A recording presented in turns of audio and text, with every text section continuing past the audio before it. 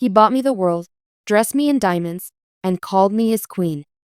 But then he humiliated me in front of everyone like I was nothing. The illusion of love. When I was a child, I used to believe in fairy tales. The kind where the girl is noticed by a prince, not because she's the loudest in the room or the richest, but because her soul shimmers in silence. That maybe, just maybe, someone would see the value I kept hidden under exhaustion, grief, and survival. I stopped believing around the time my father died. He was the one who made even the grayest days seem golden. A quiet man, a mechanic, who taught me how to recognize people not by what they said, but how they acted when no one was watching. When he passed from a sudden stroke, I was just 20, and the world instantly became sharper, colder, hungrier. I dropped out of university to take care of my mother, who was battling early onset Alzheimer's. I worked multiple jobs: receptionist in the morning, waitress in the evening, and a part-time assistant for an event planning agency on weekends. Life became a blur of tasks. I barely remembered what it meant to want something for myself. Then, one winter evening, life changed. It was the annual Wings of Mercy charity ball, a high society event hosted inside a neo-Baroque mansion that sparkled like it was carved out of champagne and moonlight. I was there managing floral arrangements and ensuring table runners were symmetrical to the millimeter. It was cold outside, but inside, I was sweating in my plain black uniform, dodging chandeliers and billionaires. That's when I saw him. Ian Thorne. I knew who he was before I even turned around. Everyone in the business world did. He was the infamous tech tycoon who transformed a bankrupt AI startup into a global empire in under 5 years. Ruthless, calculated, always in control. His name echoed in headlines. But in person, he wasn't loud. He moved like he owned every room, because he did. He caught me off guard, literally. I was climbing a small step ladder to fix the centerpiece when the base slipped and I lost my footing. Panic gripped me for a second. And then, strong hands caught me. Time paused. "You all right?" he asked. Eyes scanning my face, one hand still steadying the back of my waist. He smelled of cedarwood and something expensive I couldn't name. His voice was low, smooth, and unnervingly calm, like a man who never had to raise his voice to get what he wanted. I'm okay," I stammered, embarrassed. "Thank you." He didn't move. He kept his gaze fixed, a slight smirk curling at his lips. "You don't belong in the background," he said. I was too stunned to reply. After a few seconds, he let go gently, but not before brushing a rogue strand of hair behind my ear. Then he walked away like nothing had happened. But something had. I didn't expect to see him again. Yet, the next day, I received a call from a blocked number. A woman's voice spoke. "Mr. Thorne has requested your company for dinner. Car arrives at 7. You may say no, but he hopes you won't." I should have said no. But I didn't. That dinner changed everything. He took me to a rooftop restaurant that wasn't open to the public. Every table had its own heat lamp and string lights overhead like soft constellations. I wore a borrowed black dress and shoes a size too tight. He wore a dark navy suit with no tie and an open collar. "I know this feels surreal," he said between courses. "But I saw something in you. A kind of stillness. Like you've weathered more storms than you let on." I blinked, not knowing how to respond. Most people chase power, praise, or platforms. You're just trying to breathe. Tears stung my eyes. No one had ever said anything like that to me. No one had ever noticed me like that. From that moment, Kian became a fixed point in my life. He called daily, texted at midnight, sent flowers to my office. Then he asked me to quit. "I'll cover your mother's care. You deserve to rest." And again, I should have said no. But I didn't. Within a month, I had moved into a penthouse overlooking the city skyline. A place with heated floors, touch-control blinds, and closets bigger than my entire childhood home. Kian never made me feel like I owed him. Instead, he made me feel honored. Worshipped, even. "You're my queen," he'd whisper while zipping up my gowns before galas. "Let the world see what royalty really looks like." He gifted me a diamond bracelet on my birthday.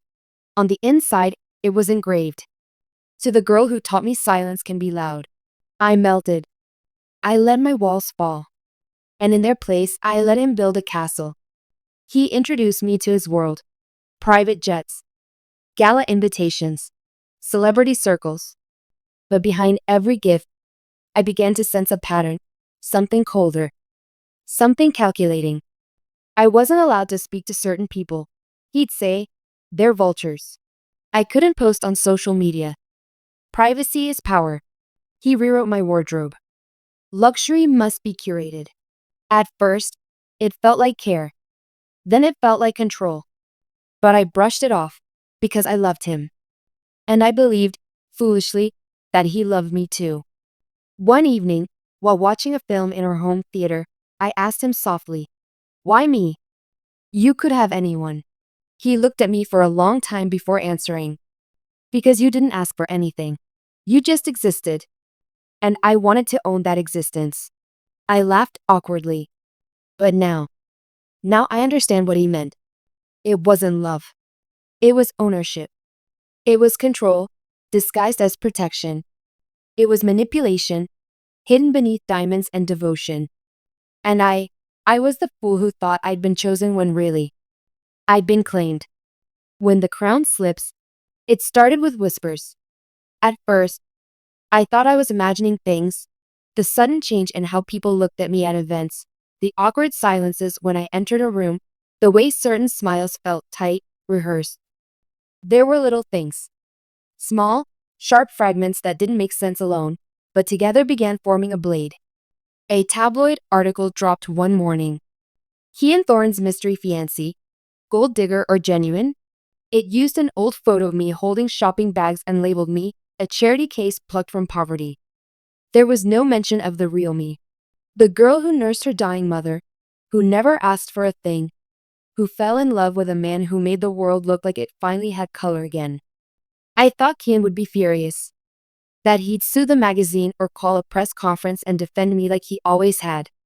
But he didn't. In fact, he said nothing. "Ignore it," he muttered when I showed him the article. "Feeding fire with oxygen only makes it burn brighter." But his silence didn't calm me, it chilled me. Because Kian never ignored anything. He controlled everything. Every headline, every whisper, every photo. So why did he let this one slide? The answer came a week later. It was the Thorne Foundation's annual gala, our biggest night. The night he'd promised to finally announce our engagement to the world. "I want everyone to know," he'd said weeks earlier, slipping his hand around my waist, "that you are mine, officially." I wore the custom gown he had chosen, deep emerald silk that shimmered like wet leaves, with a slit that kissed the top of my thigh. He said it brought out my eyes. The diamonds at my neck weren't borrowed. He'd bought them in Paris. Told me, only real jewels for a real queen. We arrived hand in hand, and the cameras went wild. Lights flashed, reporters called our names, and for a moment, I allowed myself to believe in the fantasy again. I thought, this is it.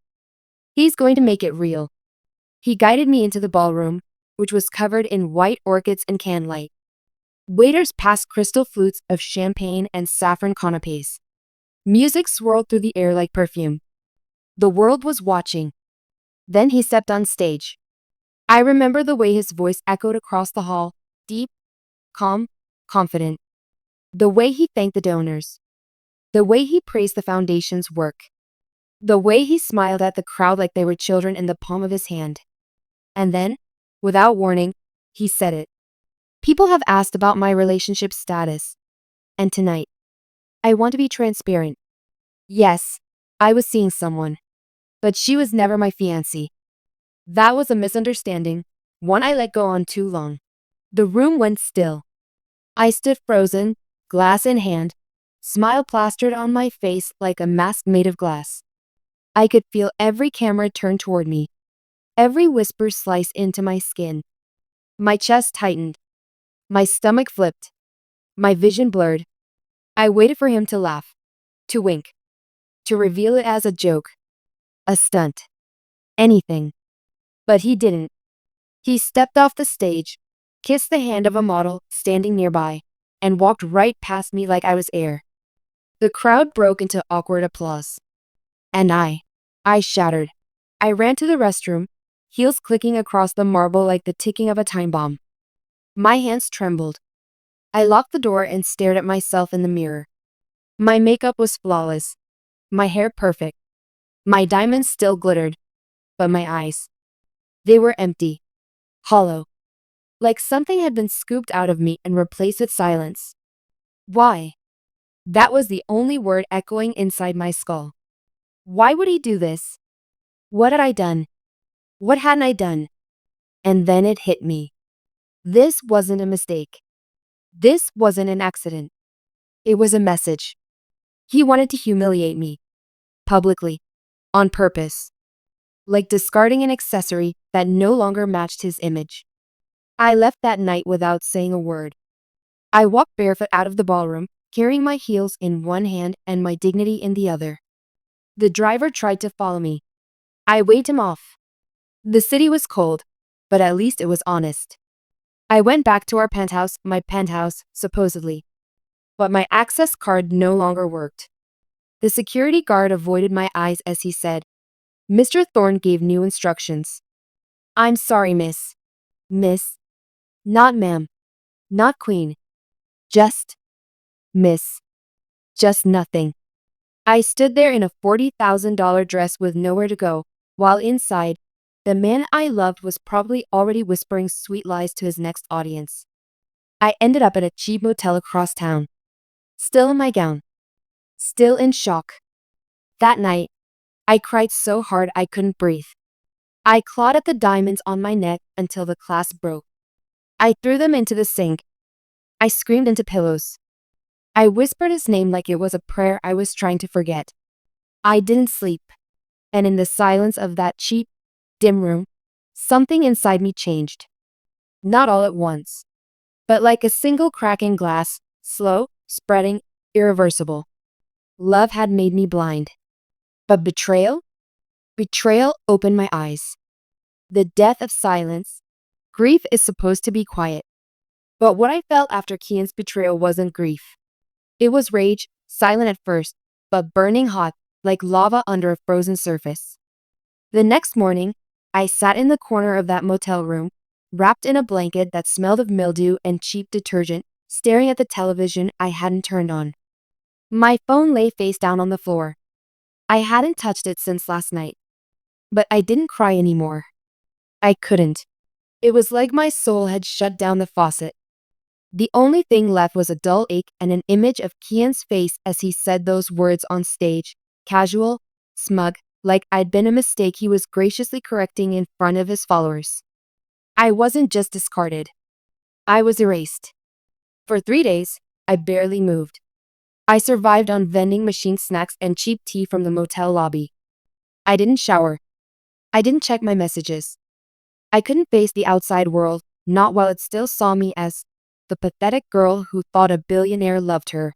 When I finally checked my phone, I found hundreds of notifications. Articles. Memes. Twitter threads dissecting my expressions. Videos of the gala moment on TikTok with titles like, "Watch her realize she's been dumped in public." Kian Thorne's savage clapback. When you thought you were the main character, but you're just scene 3. There was even a slowed down clip of me blinking after his speech, with sad violin music playing over it. My humiliation had gone viral. I read them all. Every word. Every emoji. Every comment that laughed at me like I was a punchline. And strangely, it gave me clarity.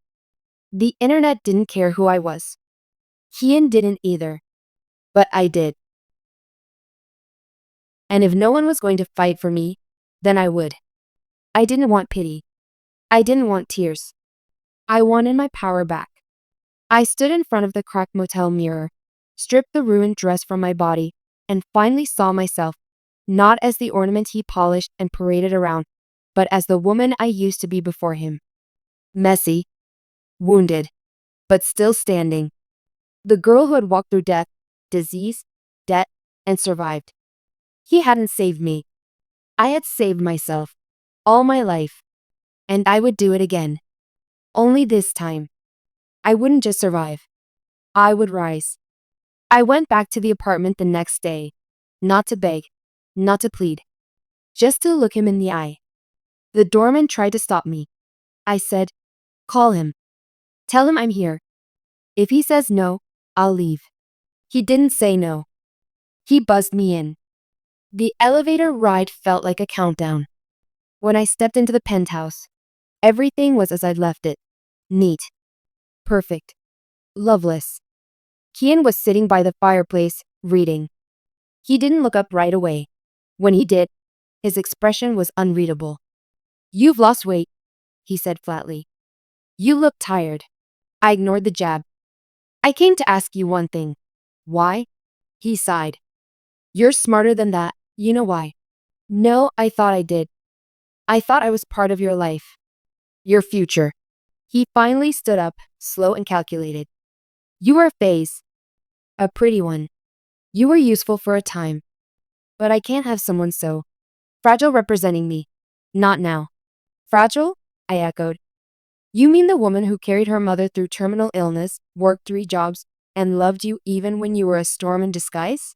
He narrowed his eyes. Don't come here acting like a victim. You enjoyed every second of what I gave you. I loved you, I said, voice shaking. I believed in you. He shrugged. That was your mistake. And just like that, the last shred of whatever I still felt for him died. I walked out without another word. But in my head, something had already begun. A plan. Not of violence, but of precision, of exposure. He had taken my dignity publicly. Now, I'd take his mask the same way. The queen reclaims her throne. They say revenge is best served cold. But mine? Mine was clinical, calculated, served on a silver platter so cold it burned.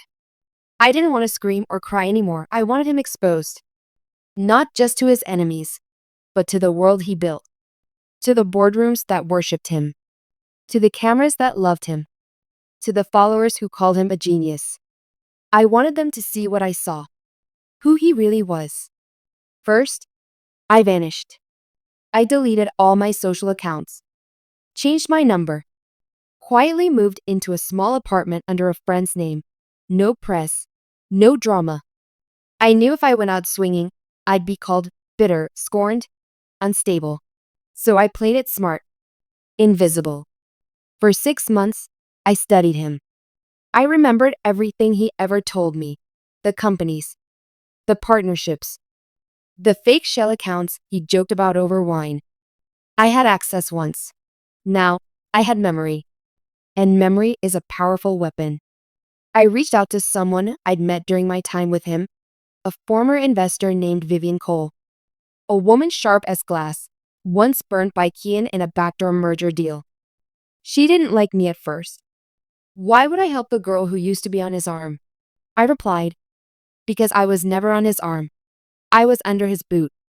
And I know where he's buried the bodies. She invited me to coffee. Within weeks, I became part of her consulting circle. Quietly. Secretly. She gave me access to her firm's data teams, private investigators, and PR analysts. What I uncovered made my blood boil. Kian's empire was a house of cards. Fabricated patents. Bribed regulators. Off-the-record acquisitions used to inflate stock.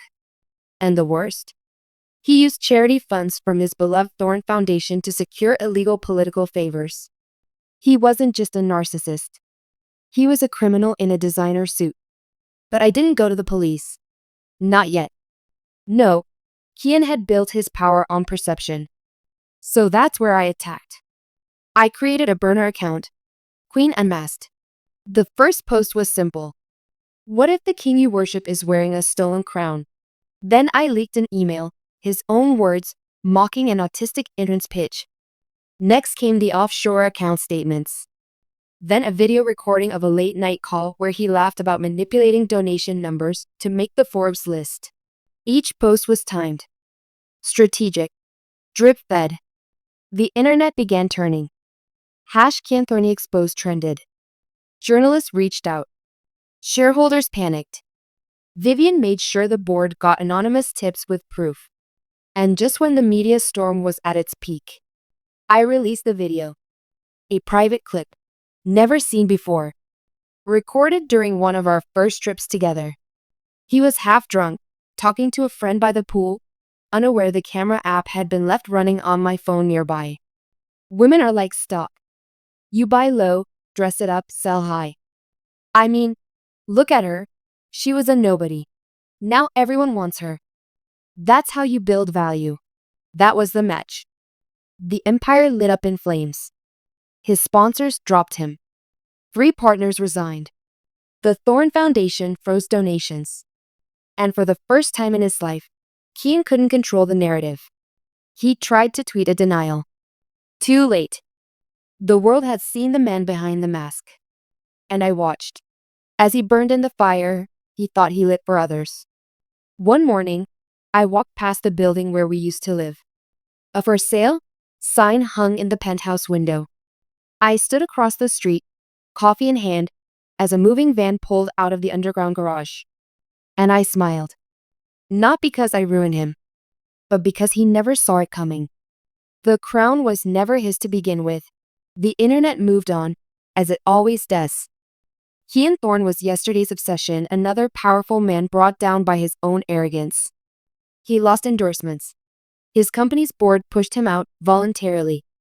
His net worth dropped by half. And for the first time in his life, he couldn't walk into a room without someone whispering, I should have felt whole. I should have felt done. But the strange thing about revenge? When it's over, it leaves behind silence. Months passed. I started over quietly, no big splash, no interviews. I even refused a book deal about the scandal. I didn't want to sell my story. I wanted to reclaim my life. Vivian and I stayed in touch. She offered me a permanent role in her firm, strategy and image recovery. Irony, right? I said yes. Not for the power, for the truth. If I had learned anything, it was this. People wear masks, but eventually, they forget they're wearing them. One rainy morning, a package arrived at my office. No sender name. No return address. Inside, a leather-bound journal. Kian's. I knew his handwriting instantly. There was a note clipped inside. You win, but you never knew the whole game. My stomach twisted. Part of me wanted to burn it. But I opened it. And that's when the real twist hit me like a cold slap. The entries began years before I met him. Back when he was just a struggling tech investor in his late 20s. Page after page detailed his climb. Yes, the illegal stuff, but also something else. Names. Investors. Women. I read one entry again. And again. Found her. Exactly the profile I needed. She's sharp, good backstory, emotionally damaged. Public will love her. Play the long game. He planned me. Chose me. From the beginning. He had seen me at a university alumni gala years ago. Read about my mother's death in a local piece. Tracked my charity work. Targeted me. Groomed me with money, glamour, affection, because I was the perfect character for his story. I wasn't a random heartbreak. I was a calculated brand investment. He never loved me. He built me. And when my value dipped in his eyes, he cut me loose to protect the brand. I sat there, the journal heavy in my lap, feeling like I'd been betrayed again. This time, not by what he did, but by how long ago it began. Everything. From the very first, hello. But then I turned to the last page. It was dated 3 weeks ago. He had written, she's better at this than I ever was. I always knew she'd outgrow me. I just didn't expect it to hurt. Maybe I did love her, in the only way I knew how. But she was never my queen. She was the one writing the story all along. I closed the journal. No tears came. No rage. No breaking things. Only this quiet truth. He built the illusion. But I destroyed it. And I rebuilt myself. He thought he crowned me. But the crown was never his to give. A year later, I sat on the main stage of the Women in Power Summit, not as Kian Thorne's ex, not as a victim, but as the keynote speaker. I shared my story, not the gossip, not the scandal, just the truth, not of heartbreak, but of rebirth. I ended my speech with a single line. He bought me the world, dressed me in diamonds, and called me his queen. But then he humiliated me in front of everyone like I was nothing. So I built a kingdom of my own, where I decide who wears the crown. The applause was thunder. And this time, the world was looking at me, not as a woman who was betrayed, but as a woman who rose anyway.